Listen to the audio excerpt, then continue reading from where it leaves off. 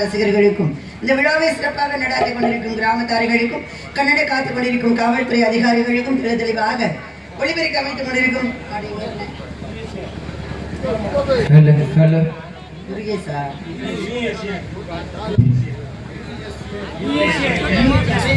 ஆங்கிலத்தில் வச்சிருக்கீங்களா? ஆடியோ உரிமையாளர்களுக்கும் அவங்களுக்கு பேர் இல்லையா தமிழ்ல? ஆறுமுக ஆடியோ உரிமையாளர்களுக்கும் பாருங்க, அருமையான தமிழ் கடவுள் பேர் வச்சிருக்கீங்க. தமிழ் கடவுள் பேர் வச்சு ஆறுமுக ஆடியோன்னு வைக்க வேண்டியதானே? ஆறுமுக ஒளிபெருக்கின்னு வச்சிருந்தா எவ்வளவு சிறப்பாக இருந்திருக்கும்.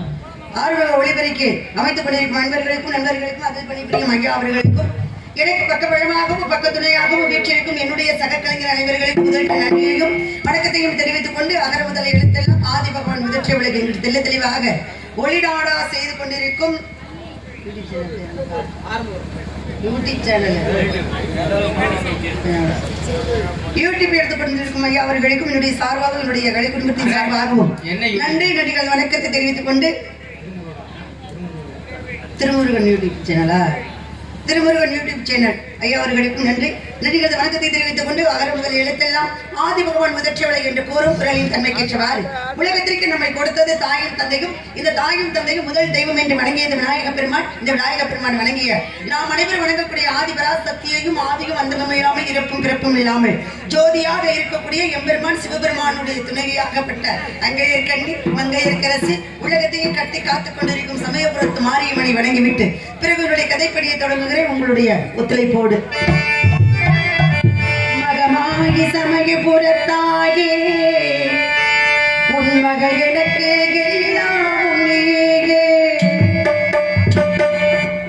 மகமாகி சமயபுரத்தாயே உன் மகள் எனக்கு எல்லாம் நீயே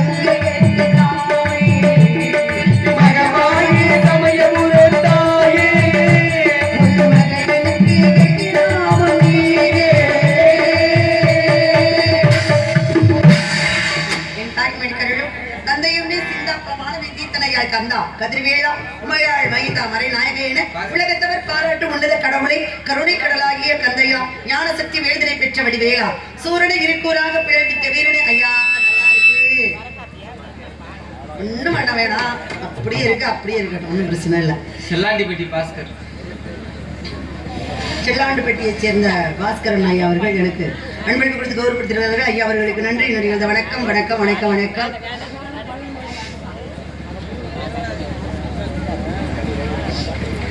கந்தா கதிர்வேலா உண்மையாள் மைந்த மறைநாயக என உலகத்தவர் பாராட்டு உன்னத கடவுளை கருணை கடலாகிய கந்தையா ஞான சக்தி வேதனை பெற்றபடி வேளா சூரனை இருக்கூரா பிழந்தது வீரனை ஞான பழமேனி உனக்கு எதற்கு ஞான பழம் என அவனின் போற்றுதலை பெற்ற எங்கள் பழனி ஆண்டவா சிவாய நாமம் என்று சிந்தித்து இருப்போருக்கு அபாய ஒரு காலமில்லை என்ற பரம்பொருளான சிவனும் பிறகு முனியால் இட்ட சாபத்தின் காரணமாக பிரணவ மந்திரத்தை மறந்திருந்த காலத்தில் சிவனுக்கே பிரணவ மந்திரத்தை எடுத்து ஓதி தகப்பன் சுவாமி எனும் குமரக்குரு வரணும் என் பேரிதனை பெற்ற எங்களின் குலக்கடவுளை இக்குலமே போற்றுவனும் எனையும் என் நாடும் நாட்டில் வாழும் மக்களும் சிறப்புடன் வாழ உனது அருளும் ஆசியும் என்று வேண்டும் நிறைவா கந்தா கடம்பா கார்த்திகையா ஆறுமுகா சங்கரா சடாச்சரா சரவணா சண்முகா முருகா முருகா முருகா முருகா முருகா முருகா என்று குறிப்பிட்டார்.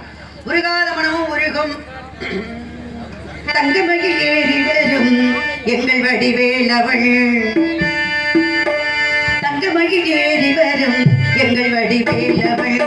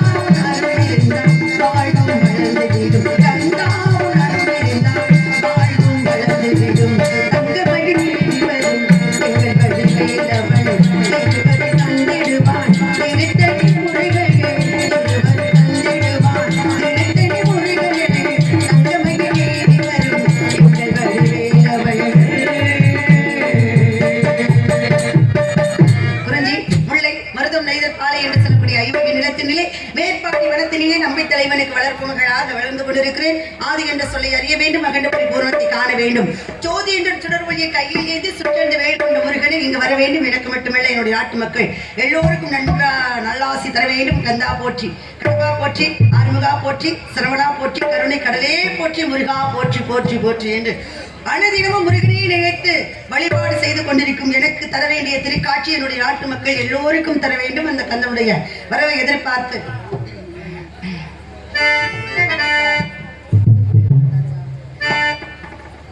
குயிலே கவி குயிலே யாரை எண்ணி பாடுகிறாய் மனதுக்குள் ஆசை வைத்த மன்னன் வந்தானா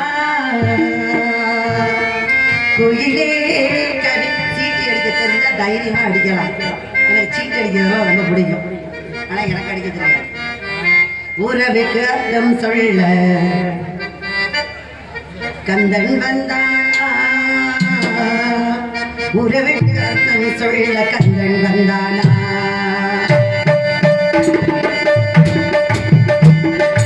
குயிலே கவி குயிலே யாரை எண்ணி பாடுகிறாய் மனதுக்குள் ஆசை வைத்த மன்னன் வந்தானா குயிலே கவி குயிலே யாரை தேடுகிறாய் உறவுக்கு அர்த்தம் சொல்ல கந்தன் வந்தானா உறவுக்கு அர்த்தம் சொல்ல கந்தன் வந்தானா குயிலே கவி குயிலே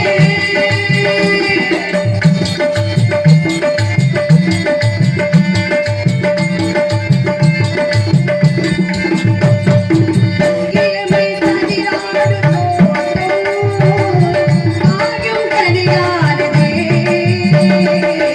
இளமை சதிராடு தோட்டம்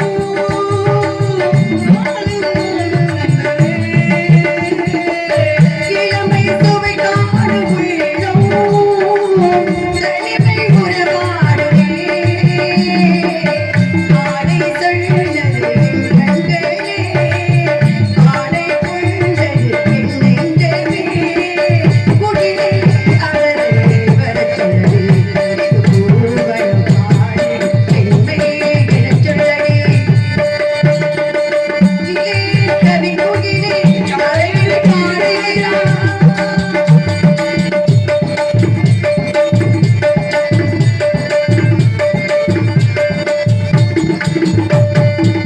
பருவ செழிப்பினிலே அழகில் விழுந்தவன சிரிக்கும் சிரிப்பென்னவோ நினைக்கும் நினைப்பென்னவோ மெல்ல மெல்ல அங்கமெல்ல உள்ள துள்ள மெல்ல மெல்ல அங்கமெல்ல உள்ள துள்ள அள்ளிக்கொள்ள என்னை வெள்ள இதுதானே நேரம் அர்த்தம் சொல்ல கண்ணன் வந்தானா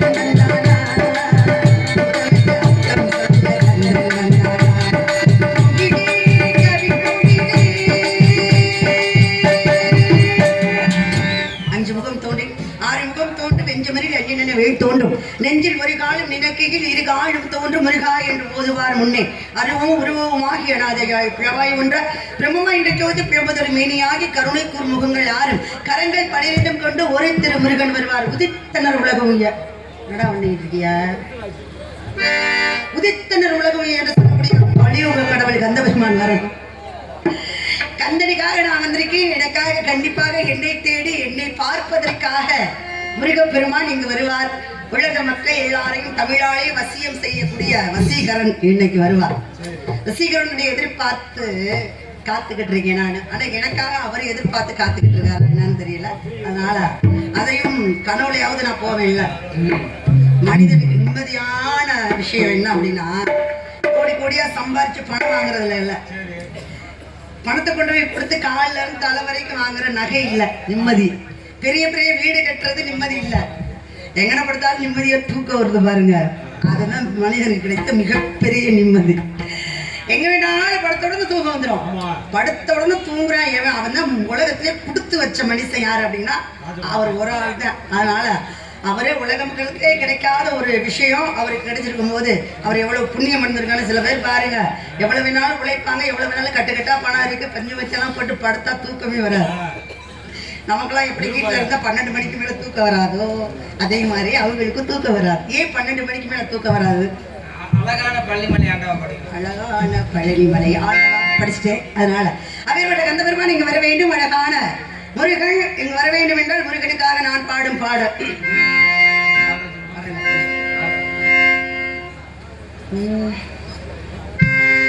தண்ணீரிலே முகம் பார்க்கும் ஆகாயமே, நல்ல பன்னீரிலே நீராடும் பூந்தோட்டமே, இன்னாதான் சாமி சொன்னதம்மா, கல்யாணம் வைபோகம் நன்னாடம்மா, இனி உன்னை விட்டு நான் வாழ ஆகாதம்மா.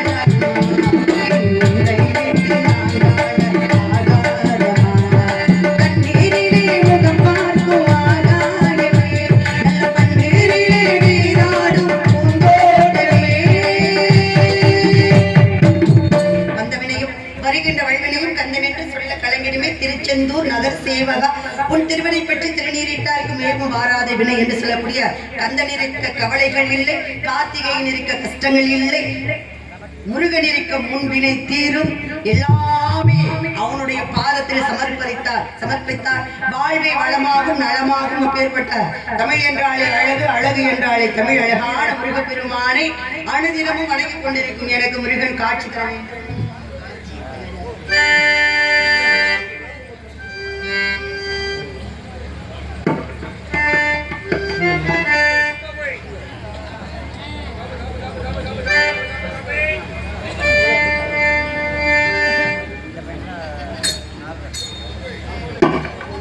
தானா வந்த சந்தனமே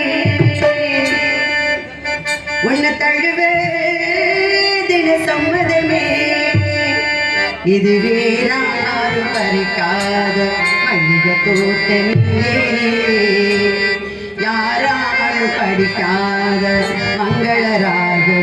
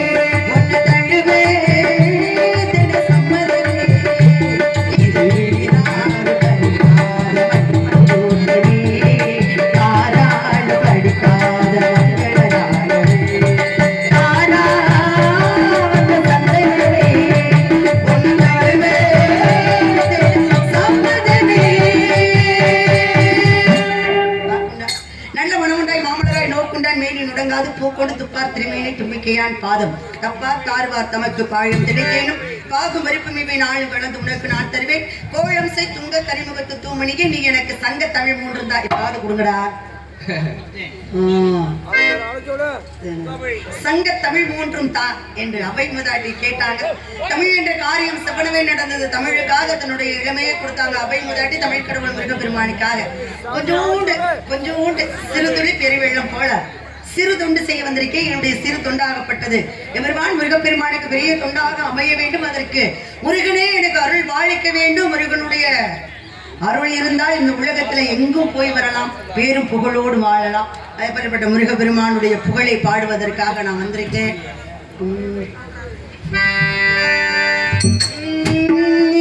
எங்கே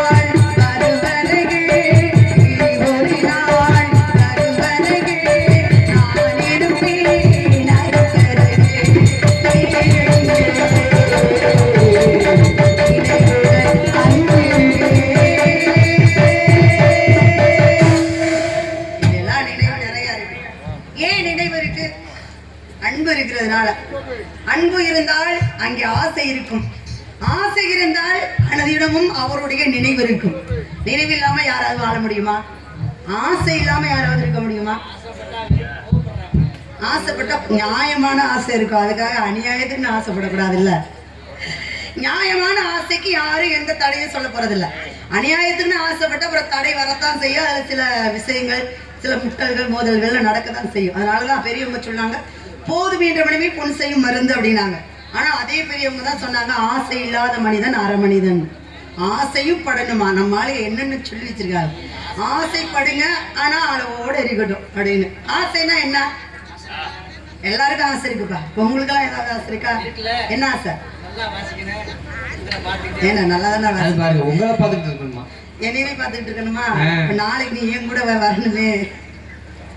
சரி, ஆனா உங்களுக்கு என்ன ஆசை? திருமுறைகள் அதேதான் எனக்கு ஆசை. எதேதான் அந்த ஆசை? அதை என்ன ஆசைப்பட்டாமா அதெல்லாம் இல்லப்பா. எல்லாருக்கும் ஒரு மாதிரி ஆசை இருக்காது. சில பேருக்கு மாற்றுறதுல ஆசை இருக்கும். ஆனா சில பேர் பாருங்களேன், இன்னொருத்தவங்க என்ன ஆசைப்படுறாங்களோ அதையே ஆசைப்படுறாங்க. அது நம்மளுடைய ஆசை ஆகாது. இன்னொருவரை பார்த்து வரக்கூடிய ஆசை தான் அது. நமக்குன்னு ஒரு விருப்பம் இருக்கும், நம்ம ஆள் மனதுல ஒரு எண்ணம் இருக்கும்ல, இதுதான் வரணும், இப்படிதான் இருக்கணும் அப்படின்னு ஒரு இருக்கும்ல, அந்த ஆள் மனது சொல்லக்கூடிய ஆசை தான் நம்மளுடைய ஆசை. அடுத்தவங்க அப்படி வாழ்றானே, நிறைய சம்பளம் வாங்குறானே, அவனை மாசி வாசிக்கணும் அப்படின்னா அது நமக்கு உண்டான ஆசை கிடையாது. அவன் மேல வர்ற பொறாமையிலையும் போட்டியிலையும் வர்ற ஆசை. அதனால அது நமக்கு தேவையில்லை. சரிங்களா? அதனால உங்களுக்கு எப்ப தம்பி உனக்கு ஏதாவது எம்பிட்டு ஆசை இருக்கு? நிறைய ஆசை ஏதாவது சொல்லு. சரி, நான் அதை கேட்கிறேன். அழகான பிள்ளைய பார்த்து கல்யாணம் பண்ணி காதல் பண்ணணும். அதாவது அழகான பிள்ளை எதிர்பார்க்கிற ரைட்டு. நம்ம நான் டெய்லி ஒரு தினமும் ஒரு கல்யாணம் பண்ண, உன்னையோட சேர்ந்து நான் வர தினமும் ஒரு கல்யாணம் பண்றேன். ஆனா ஒருவரை மட்டுமே. புரியுதா? இல்ல உன் நினப்பு தவறா இருக்குன்னு நினைக்கிறேன். எண்ணங்கள் வேற மாதிரி ஆயிடக்கூடாது. இல்ல இல்ல, அவன் சொல்ல வர்ற விஷயம் என்ன தெரியுங்களா? வள்ளியம்மாவுக்கு தினம் ஒரு கல்யாணம் நடக்குது. அது மாதிரி நம்மளும் தினம் ஒரு கல்யாணம் பண்ணணும்னு நினைக்கிறானே தவிர, வள்ளியம்மாவுக்கு தினம் கல்யாணம் பண்ணக்கூடிய ஆள் யாரு? ஒரே ஒருவர் மட்டும்தானே அப்படின்னு அவன் அதை நினைக்கல. தினமும் அவங்க கல்யாணம் பண்றாங்க, நம்மளும் தினமும் ஒரு கல்யாணம் பண்ணுவோம். அந்த எண்ணத்துல இருக்க இப்ப எண்ணத்தை மாத்திக்க. அதனால நல்ல பிள்ளையா பார்க்கணும். முத காதலிங்கப்பா. நான் சொல்றேன், உலகத்துல வேற யாரு சொல்றாங்களோ இல்லையோ, முத காதலிங்க. காதலிச்சாதான் கோழையும் வீரனாவான், முட்டாளும் அறிவாளி ஆவான். முட்டாளும் அறிவாளி ஆவான். திறமை இல்லாதவனுக்கு ஒரு திறமை இருக்கும். காதலி வந்துட்டா அந்த திறமை பூரா வெளியில வந்துடும். அதனால எல்லாரும் காதலிங்க. ஏன் நான் காதலை பத்தி சொல்றேன்? காதல் கூட அடிக்கிறாங்களா? ஐயா, 50லும் ஆசை வரும். கண்ணதாசன் சொல்லியிருக்கேன், 50லும் ஆசை வரும். ஆசைப்படணும். அவங்க கல்யாணம் பண்ணா அவங்க மனைவி மேல ஆசைப்படணும், அவங்க மனைவிகளை காதலிக்கணும். அதை விட்டுப்படி நீங்க அடுத்தவங்கள காதலிச்சு அப்புறம் அடிக்கதான் வருவாங்க. சொல்லுங்க. இப்ப அதே இல்ல, அரசாங்கமே முத்திரை குத்திரியாச்சு. அதுவும் பிரச்சனை கிடையாது, அது ஆங்கிலத்துல சொல்லணும். அதனால அதுவும் அந்த காதல தவறு இல்லை அப்படின்னு ஒரு சட்டமே வந்திருக்கு. ஆனா அந்த சட்டம் நம்ம நாட்டுல எடுபடுதா என்னன்னு தெரியல. வரீங்களே, அதனாலதான் சொல்றேன், காதலிக்கணும், தவறே கிடையாது. ஏன் அப்படின்னா நான் காதலிச்சுட்டு இருக்கேன்பா. நான் உண்மையை சொல்லிடுவேன், மறைக்கவே மாட்டேன். நான் உண்மையை சொல்றேன், நான் காதலிச்சுட்டு இருக்கேன். இப்பதான் எனக்கு காதலே ரொம்ப பிடிக்குது. காதல் மட்டும் இல்ல, யார் யாரு காதலிக்குன்னு சொல்றவங்களோ அவங்கள புறமே எனக்கு ரொம்ப பிடிக்கும். அதனால எல்லாத்தையும் யார் யாரு காதலிக்கிறாங்க, நானும் காதலிக்கிறேன், நீ அப்படியா, அப்போ உங்களை எனக்கு ரொம்ப பிடிக்கும். எதிரியா இருந்தாலும் காதலிக்கிறாங்க அப்படின்னா எனக்கு ரொம்ப பிடிக்கும். அதனால ஏன் அப்பாவும் காதலிக்கலாமே? காதலிக்கிறாரா?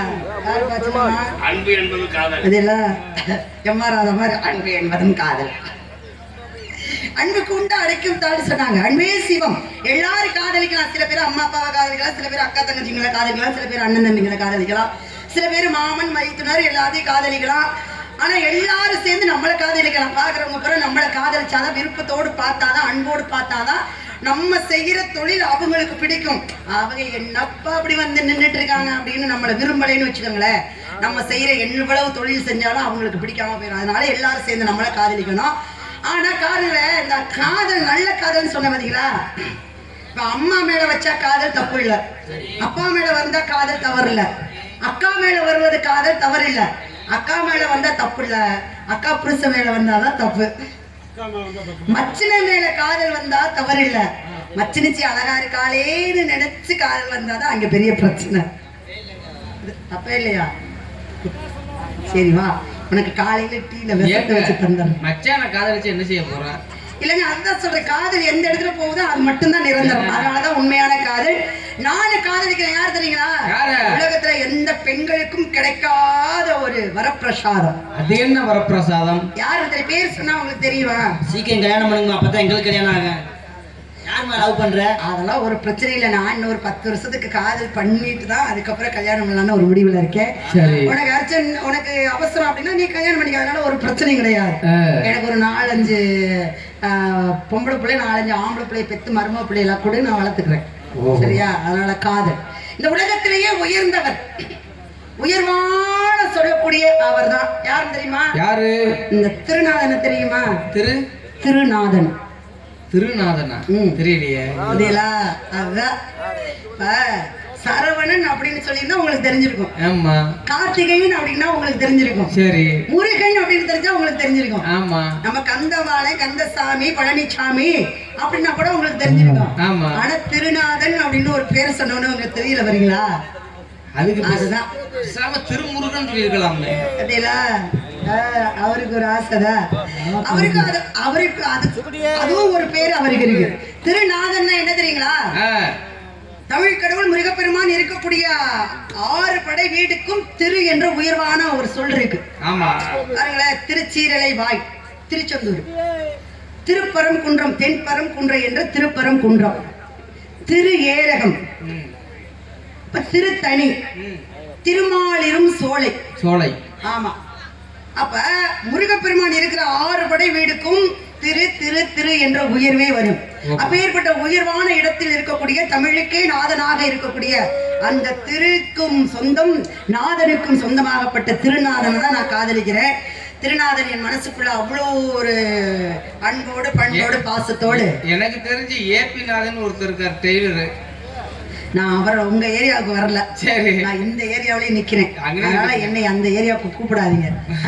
நீங்க முருகனை காதலிக்கிறீங்களா? ஏங்க அதுக்காக சொந்த பந்தம் விட்டு போகுமா?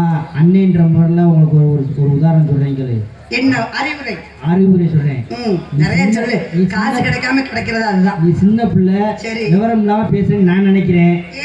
முருகனுக்கு ஏற்கனவே கல்யாணம் ஆயிடுச்சு, தெய்வியானேன்னு ஒரு பிள்ளைய. அது ஒரு பக்கம் இருக்கட்டும். அப்படி அடுத்த புருஷனை காதலிக்கிறது தப்பு. ஓ, அப்படி சொல்றீங்களோ? நீங்க சொன்னீங்க மச்சான காதலிக்க கூடாது, மச்சினிச்ச காதலிக்க சொல்லும்போது மட்டும் உங்களுக்கு இனிச்சுச்சாக்கு. இது மட்டும் அடுத்த புருஷனை காதலிக்கும் மட்டும் உங்களுக்கு இனிக்குதாப்ப? சூப்பரா கதியலா. சின்னண்ணா சொல்லுங்க. உங்களுக்கு நான் ஒரு விஷயம் சொல்றேன்.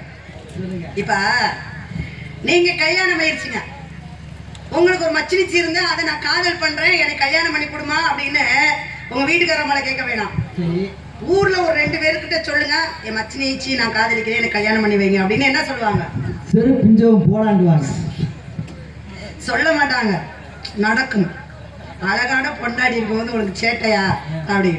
ஆனா என்னை பாருங்க, முருகப்பெருமானுக்கு ஏற்கனவே ஒரு மனைவி இருக்காங்க அப்படின்னு எல்லாருக்கும் தெரியும். உலக அறிந்த விஷயம்.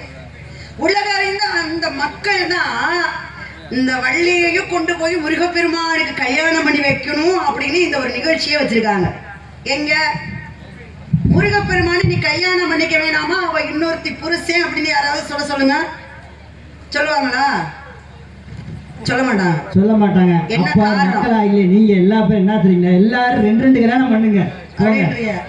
அதுக்குதான் நான் சொல்றேன். அது தெய்வங்கள்ங்க. ஓரறிவு, ஈரறிவு, 3 அறிவு, 4 அறிவு, 5 அறிவு, 6 அறிவு. மனிதனுக்கு 6 அறிவு, ரிஷிகளுக்கு, தேவர்களுக்கு 7 அறிவு.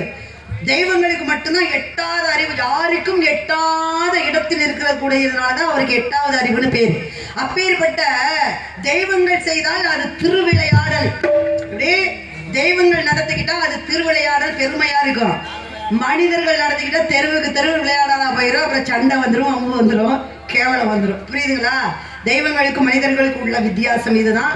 இப்படிதான் நடந்துக்கணும், இப்படிதான் வாழ்க்கை முறை அறநெறிகளோடு இருக்கணும் அப்படிங்கிறதுக்காக தான் நமக்கு சில நூல்கள்லாம் எடுத்து காட்டப்படுகிறது. ஆனால் இது தெய்வங்களுடைய திருவிளையாடல். அந்த திருவிளையாடல் படி அந்த திருவிளையாடலை கொண்டாடிய அந்த சிவபெருமானுடைய மகனை நான் மனசுக்குள்ள எண்ணி நீ திரும்ப போயிட்டே